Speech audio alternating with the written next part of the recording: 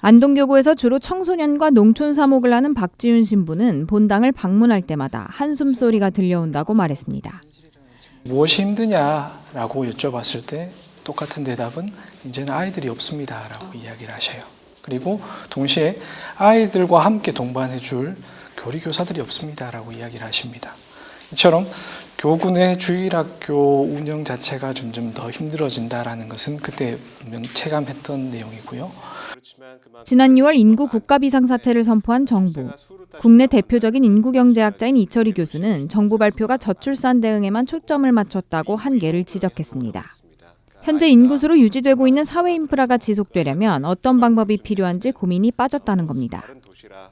지방 소멸이라든가 인구 위기 대응이라든가 그런 것에는 아직 별다른 청사진이 제시되지 않은 지역의 여러 가지 그 제도라든가 어떤 시스템이 있겠죠. 학교도 있고 의료시설도 있고 뭐 복지시설도 있는데요. 예. 이제 그런 것들이 어떤 특정한 인구 수, 매년 태어나는 인구의 대체로 맞춰져 있습니다.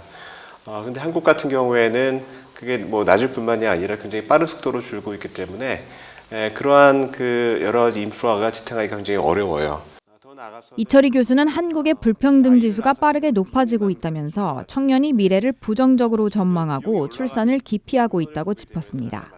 다른 사람과 나를 비교를 했을 때 나의 처지가 굉장히 못하고 나의 전망이 별로 좋지 않다라고 생각하는 이제 그런 젊은이들이 늘어나고 있는 것이고요. 지금 젊은이들로 하여금 미래를 내다보고 결혼도 하고 아이를 낳기 어렵게 만드는 그런 요인으로 작용할 것 같고요. 인구 소멸 현실 앞에서 교회는 어떤 방향성을 모색해야 할까? 조승현 신부는 교회가 청년 중심으로 변화를 꾀하면서 인구 소멸 위기에 대응해야 한다고 제안했습니다.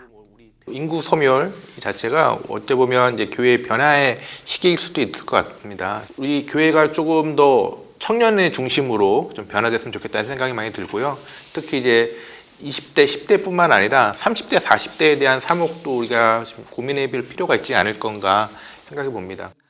교회가 교회다운 모습을 고민해야 한다는 의견도 나왔습니다.